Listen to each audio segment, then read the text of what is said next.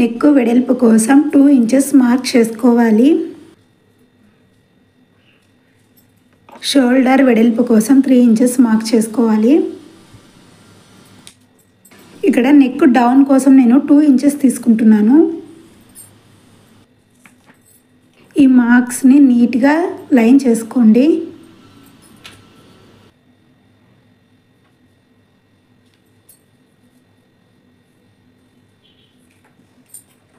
ఇక్కడ నేను round shape కోసం అనేసి 1/2 ఇంచెస్ మార్క్ చేసుకుంటున్నాను. మనం 1/2 ఇంచు లేదా 1/2 ఇంచు చేయడం వల్ల మనకు షేప్ అనేది నీట్గా వస్తుంది. ఇలాంటిది ఒక కర్వ్ స్కేల్ తీసుకోండి. కొత్తగా నేర్చుకునే వాళ్ళైతే చాలా ఈజీగా రౌండ్ చేయొచ్చండి.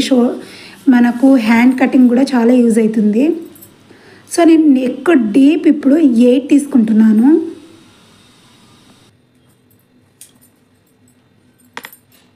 నెక్ వెడల్పు కోసం నేను ఇక్కడ 3 ఇంచెస్ తీసుకుంటున్నా.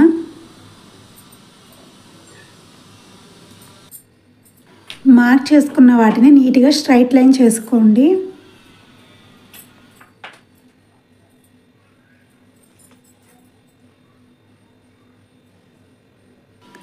మనకు మెయిన్ నెక్ అండ్ రౌండ్ నెక్కి మధ్యన నేను 1/2 ఇంచెస్ తీసుకుంటున్నాను.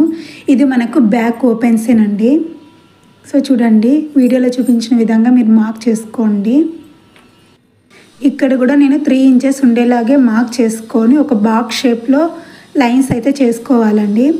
ఇది మనకి టెంపుల్ డిజైన్స్లో ఇదొకటి one of the temple design అండి. ఇది ఒక టైపు. సో నేను ఇక్కడ మనకు కర్వ్స్ లాగా వచ్చాయి కదా, అందుకోసం 1.5 ఇంచెస్ మార్క్ చేసుకుంటున్నాను. చూడండి, ఫస్ట్ ఒక 1.5 ఇంచెస్ మరి ఒక 1.5 ఇంచెస్ మార్క్ చేసుకుంటున్నాను.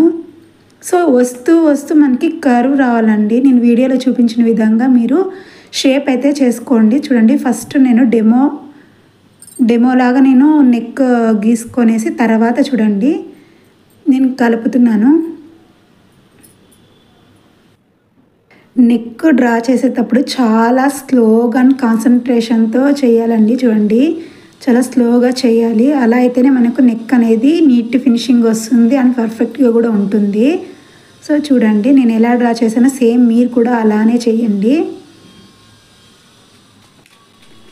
మనం ఎంత జాగ్రత్తగా డ్రా చేస్తాం అంతే జాగ్రత్తగా కట్ చేయాలండి. అప్పుడే మనకి షేప్ అవుట్ అవ్వకుండా వస్తుంది. టైలరింగ్ నేర్చుకోవాలి అనుకునే వాళ్ళు బయటికి వెళ్ళి నేర్చుకునే పరిస్థితి అందరికీ ఉండదండి. మన వీడియోస్లో అయితే నేను టైలరింగ్ ఎలా చేయాలో కూడా చెప్తానండి. సో ఫస్ట్ పేపర్ కటింగే ఎందుకు చేస్తున్నానంటే, కొత్తగా నేర్చుకునే వాళ్ళు డైరెక్ట్ క్లాత్ మీద చేస్తే చెడి